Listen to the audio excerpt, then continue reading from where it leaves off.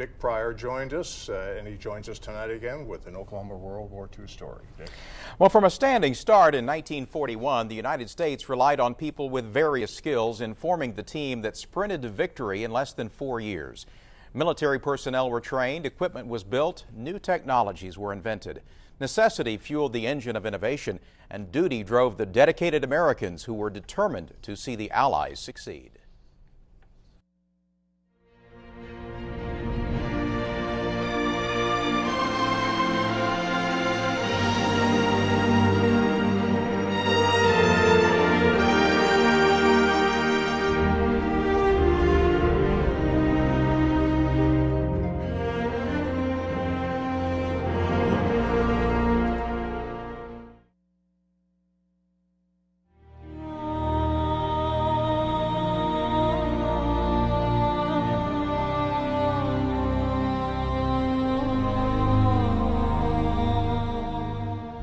World War II was largely about killing.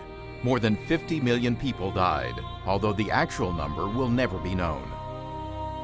There were heroes aplenty, yet many of them did not fire a shot in anger or even carry a gun.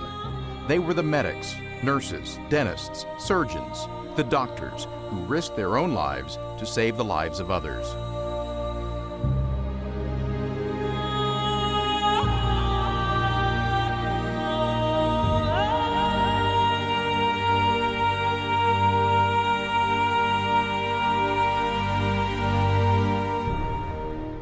More than 24 came from the University of Oklahoma College of Medicine, the members of OU's 21st Evacuation Hospital.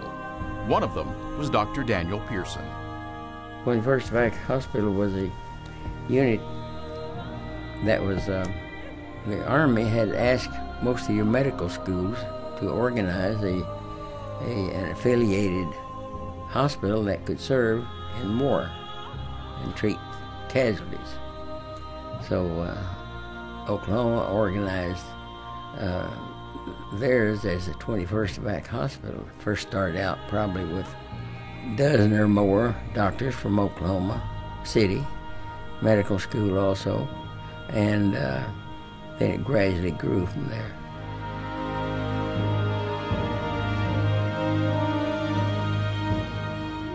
The Fighting 21st was called to active duty in July of 1942. They trained to serve in the Desert War in North Africa, but were sent to the South Pacific instead. First to Guadalcanal, where malaria and dysentery were the biggest concerns. Then to Bougainville, where Pearson worked in an underground operating room. When we got more into the thick of battle in Bougainville especially, we had more destructive trauma from casualties were worse.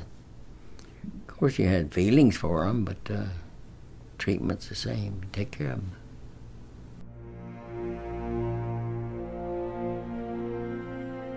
When we were in an active battle, we worked regular shifts. But when we in battle, we worked day and night. There was when the Japs first counterattacked us, why we worked for about 3 weeks, day and night, under operating all 12 of those tables. The kinds of casualties were coming in so heavy. When the fighting subsided, doctors did less surgery and more medical treatment.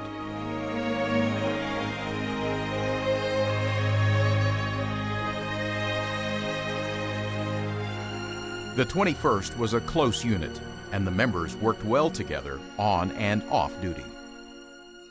When we weren't working, we were shooting horseshoes or playing volleyball or softball or going to the beach and swimming.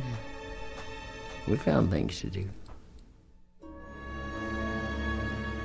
Early in 1945, the 21st landed in the Philippines, where Pearson set up a hospital in a church that was nearly 400 years old.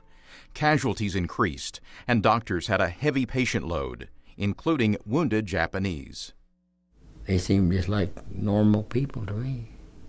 Only dealing we had were the casualties of a patient, and we doctored them, and they were appreciative.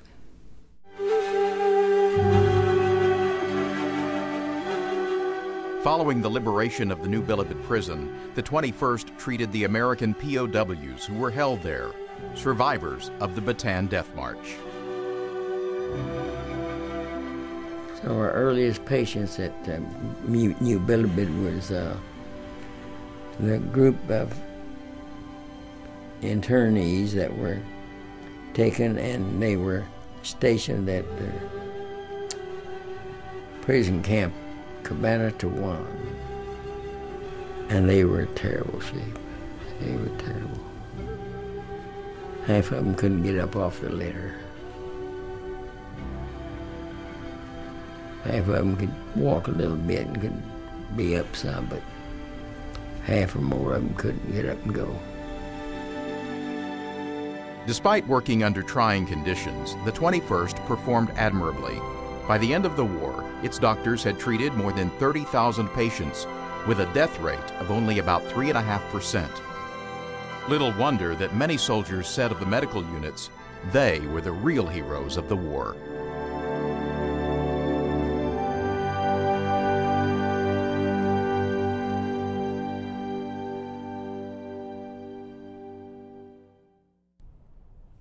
Dr. Pearson did not see his wife or two young daughters for 3 years while serving in the South Pacific.